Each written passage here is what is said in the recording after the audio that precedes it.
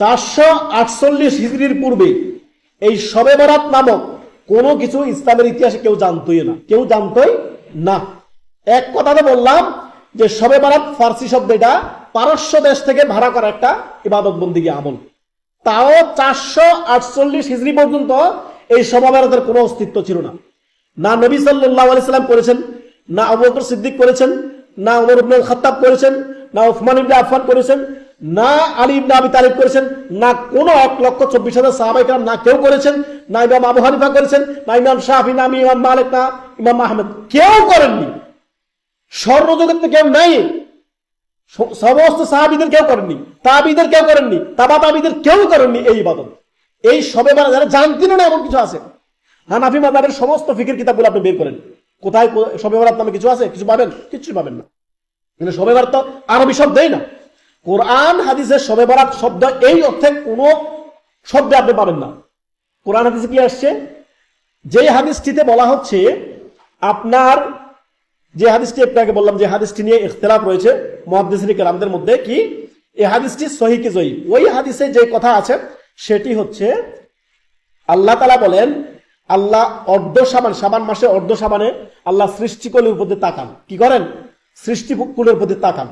তাকিয়ে দেখেন আল্লাহ ওই সকল মানুষকে, সকল মুসলিমদেরকে ক্ষমা করে দেন, ইল্লাল মুশরিক ও মুশাহিদ। এইখানে আমাদের কথা আছে।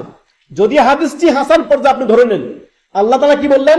যে শাবান মাসের অর্ধ শাবানে আল্লাহ তাআলা সকল সৃষ্টিকে আল্লাহ ক্ষমা করে দেন, ইল্লাল মুশরিক ও মুশাহিদ। দুই ধরনের ব্যক্তি ছাড়া, ইল্লাল মুশরিক, যারা সকল প্রকার শিরক বিদআত থেকে বেঁচে আছে। সকল, এর মানে কি? বিদআতীরা বিদআত করতেছে, আবার বলতেছে দেখি এই হাদিস তাদের উপরে ফিট।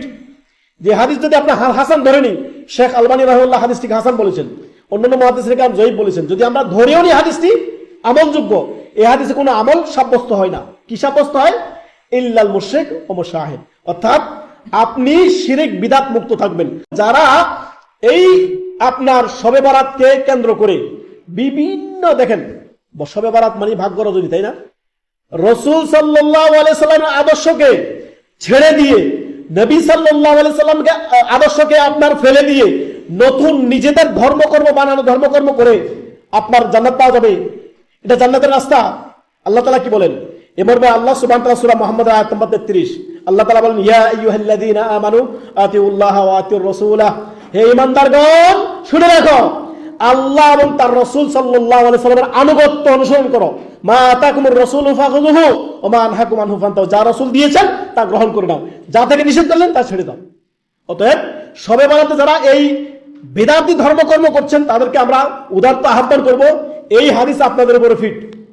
আল্লাহ বলেছেন ওই সকল সৃষ্টিকে আল্লাহ ক্ষমা করেন, ইল্লাল মুশরিক ও মুশাহিদ, অর্থাৎ মুশরিক এবং শিরক বিদআতকারী এবং হিংসুটে ব্যক্তি, যার অন্তরে হিংসা আছে, হিংসা মুক্ত হন। শিরক বিদআত আছে, শিরক বিদআত ছাড়েন, আল্লাহ আপনাকে এমনিতে ক্ষমা করে, আপনি ঘুমিয়ে থাকলে আল্লাহ ক্ষমা করে দিবেন। খালাস হয়ে গেল তো, এখানে কোনো আমল সাব্যস্ত হয় না। ওই রাতে যে বিদআতগুলো হয়, আমরা একটু সামনে আসবো। আল্লাহ তাআলা কি বলেন? ইয়া আইয়ুহাল্লাযীনা আমানু আতিউল্লাহ ওয়া আতিউর রাসূলা ওয়া লা তুবতিলু আমালাকুম, হে ঈমানদারগণ শুনে রাখো, আল্লাহ এবং তার রাসূল সাল্লাল্লাহু আলাইহি ওয়াসাল্লামের আনুগত্য অনুসরণ করো, তোমাদের আমলগুলোকে বিনষ্ট করে দিও না, তোমার আমলগুলোকে ধূলিসাৎ করে দিও না, আমলকে বরবাদ করে দিও না। এই শিরক বিদআত করলে আমল বরবাদ হয়ে যায়। যতই আপনি চাকচিক্য দেখতে হালুয়া রুটি খাবেন, এই হালুয়া রুটির পরিণাম কি? জাহান্নাম। নবী